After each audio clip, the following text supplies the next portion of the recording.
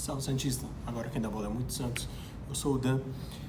Esse é o pós-jogo de Santos e Botafogo. Tentei upar ontem, o YouTube deu alguns erros no meu vídeo, na verdade estava demorando muito para upar. E aí eu decidi descartar aquele vídeo e fazer um outro hoje, num lugar melhor do que no que eu estava assistindo, do que eu não estava em casa, enfim. E aí trazer um vídeo dessa vez no mesmo lugar de sempre, no cenário, né?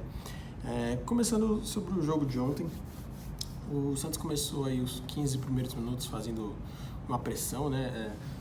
Tentando ali amassar o Botafogo, né? Nos minutos iniciais. Não conseguiu, aliás, conseguiu amassar, mas não conseguiu chegar ao gol, né? E aí depois dos 15 minutos começou a ir murchando, né? Murchando aos poucos. Aí o Botafogo começou a gostar do jogo, começou a querer se assanhar no jogo, né? E uma prova de que o Santos murchou tanto assim é que numa jogada ensaiada, que nem isso a gente consegue fazer direito, o Lucas Pires ele erra o domínio na hora da jogada ensaiada, né? E aí perde a bola, o jogador do Botafogo tenta recuperar para fazer o contra-ataque. O Lucas Pires acaba tendo que matar a jogada no meio de campo, né? No contra-ataque deles, porque ele não consegue dominar a bola, né? A partida do Lucas Pires foi muito ruim, né?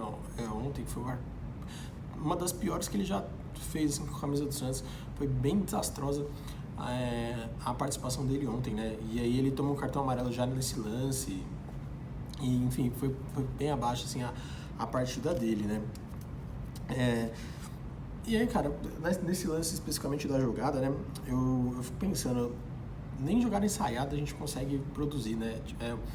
Assim, sempre que você vê que algo pode ser uma arma do Santos, o Santos mostra que não, que ele não consegue fazer isso que você tá pensando que é uma arma, né?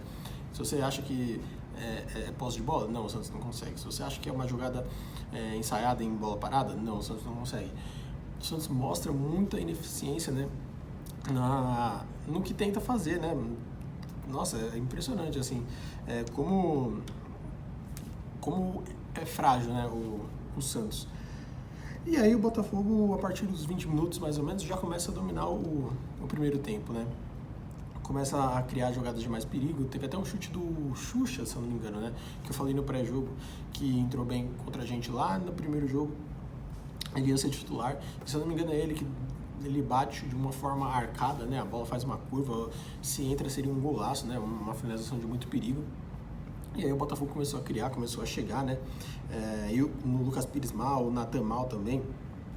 E aí no segundo tempo, o Santos começou de novo pressionando, né? Fazendo aquele abafo nos 15 minutos, até que sai um gol, né? Mais uma assistência para o Lucas Lima aí, né? Nessa contagem, nessa volta ao Santos. Ele que está com notas muito altas no SofaScore, ele realmente vem apresentando um futebol interessante, né? A gente que, de novo, esperava que depois da renovação o futebol dele caísse, não, ele está mantendo, está dando assistências, né? Pro gol do Messias, né? O primeiro gol do Messias com a camisa do Santos, né? E foi nesse abafa, né? Durante os 15 minutos. Depois que o Santos fez esse gol, o Santos naturalmente recuou. E por que eu não critico esse recuo desse jogo específico? Porque vale lembrar que a gente está vindo de uma bateria de 9 jogos, né? 9 jogos no mês. Na verdade, esse foi o 8º, né? No sábado vai ser o 9º jogo. É uma rotina muito pesada, né? Uma sequência pesada de jogos, né? Então, eu não condeno esse recuo para esse jogo específico. O problema foi quando precisou, né? Precisou ir ao ataque, né? Porque as jogadas não saíam, as triangulações do Santos não saíam, ao contrário das triangulações do Botafogo, né? O Botafogo tinha mais facilidade de fazer esse passe, de rodar, né? Os jogadores se acharem em campo do que o Santos. O Santos aparentemente é um time que quando tem a bola não sabe o que fazer, né? O Santos, você vê que não tem uma jogada de movimentação, né? É sempre uma coisa meio abstrata, assim, as jogadas do Santos é meio abstratas, a gente nunca sabe o que pode acontecer, né? O que vai sair dos pés, né? A gente não sabe a movimentação que alguém vai fazer. A gente sabe que às vezes alguém chuta pra frente pro Marcos Leonardo tentar ganhar na corrida, né? O famoso kick and rush, o kick and run, né? Dos ingleses lá, dos primórdios do futebol. Mas a gente não sabe você não consegue definir uma movimentação do Santos no campo, né? E isso é coisa de treinador, né? É coisa do treinador fazer essa movimentação, né? O jogador errar o gesto técnico, tudo bem, assim, tudo bem, né? Você tira da conta do treinador e coloca no jogador, né? Mas a questão dele não ter movimentação, eu acho que é muito claro que é uma deficiência do técnico, no caso, né? Do Odair Helman. Só que aí, voltando ao recuo, né?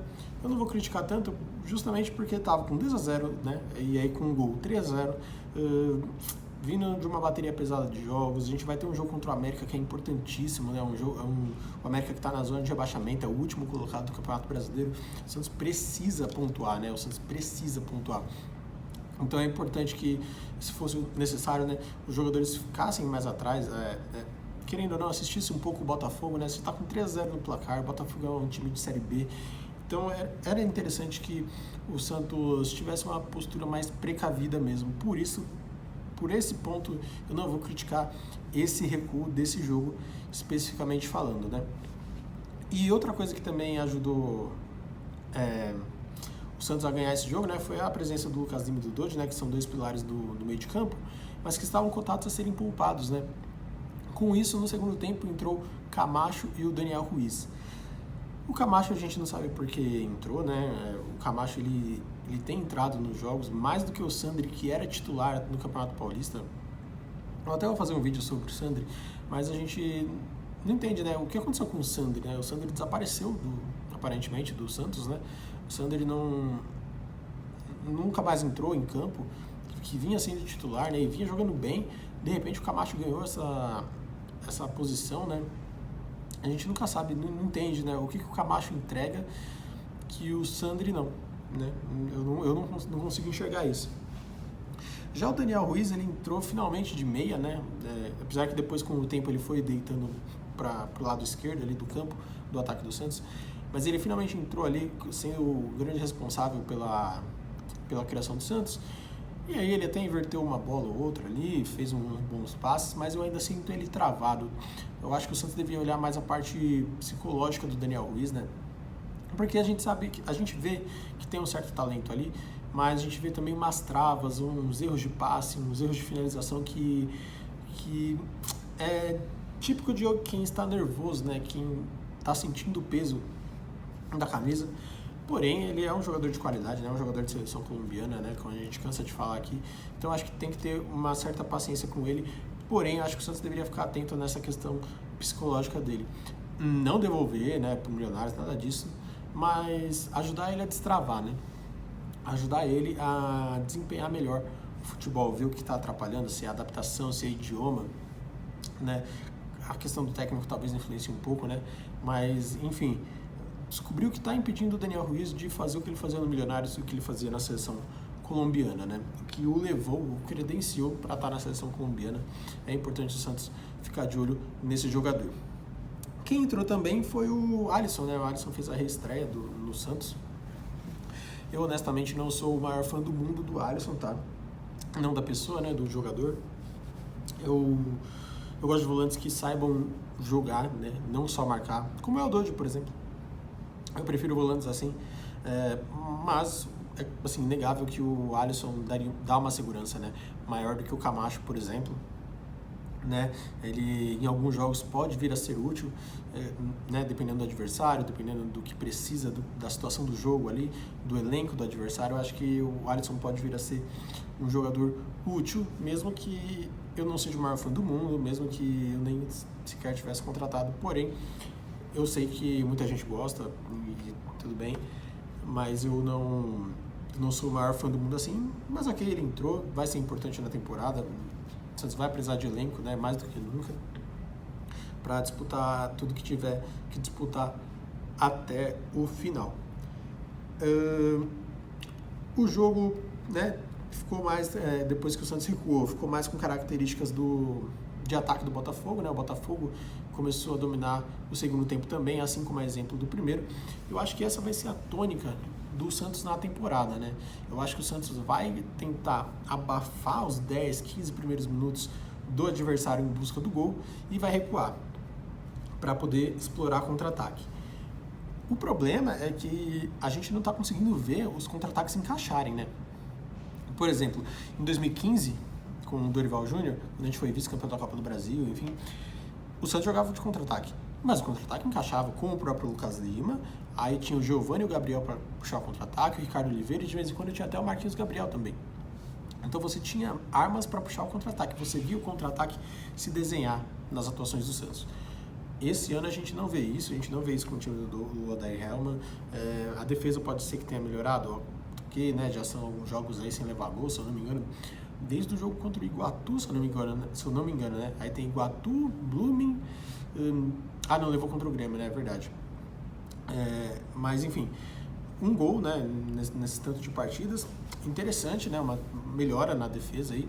Mas a gente vê que não tem as jogadas de contra-ataque, né? Você vê que o contra-ataque ele não existe, né? É um chute pro Marcos Leonardo e ele que corre e resolva, o que é péssimo porque o Marcos Leonardo não é do tipo de jogador que vai ser brigador, né? Pelo alto, então as jogadas não vão ser tão eficazes assim se forem continuadas a serem jogadas pelo alto, né? Então, o que me preocupa nas atuações do Santos é isso, né? A tônica a gente já sabe que vai ser essa, de pressão nos 15 minutos, depois recuo, mas eu fico com medo, né, do Santos não apresentar um contra-ataque bom. E outra preocupação também é, por exemplo, no caso do América, que em tese é um time mais fraco que o Santos, pela colocação no Brasileiro. Mas é só em tese, porque se duvidar é até pior, o Santos, né? Se o América der a bola para o Santos, né? O Santos não sabe o que fazer, não tem movimentação. As jogadas parecem grandes jogadas abstratas, grandes jogadas do acaso. Como é que vai ser assim? O Santos, se tiver que propor o jogo, aparenta uma grande dificuldade para isso, né? Eu sinto uma dificuldade enorme para isso e eu tô curioso para saber como vai ser, né? Porque uma coisa é o Santos dar a bola ao adversário e jogar contra-ataque. Quando você tem a bola, você precisa criar, né? E você vai precisar se defender dos contra-ataques. Então é uma curiosidade que a gente vai ver provavelmente no sábado, né? Contra o América, na Vila Belmiro, eu vou estar lá. A gente vai ver provavelmente essa situação e como tudo vai se desenhar, né? A gente espera que melhore, porque eu nem tô com tanta expectativa assim na Copa do Brasil. É mais na questão do Campeonato Brasileiro, até onde der para levar a Sul-Americana, enfim, mas o importante desse ano é não cair. E com esse futebol que o Santos jogou contra o Botafogo, apesar de eu não criticar tanto o recuo em si, né, por causa do resultado, enfim, do desgaste, é uma falta de futebol que preocupa, que assusta, que com certeza vai pesar na hora da gente enfrentar adversários mais qualificados, como Flamengo, Palmeiras, Corinthians, né, que é clássico, São Paulo, Fluminense, né, que está voando aí, até mesmo o Botafogo, o do Rio, né, vai ser uma grande dificuldade para o Santos esse ano no Campeonato Brasileiro. O que você pensa? Se inscreve, deixa o like aí, curte, tamo junto com mais esse pós-jogo e é nóis, cientista.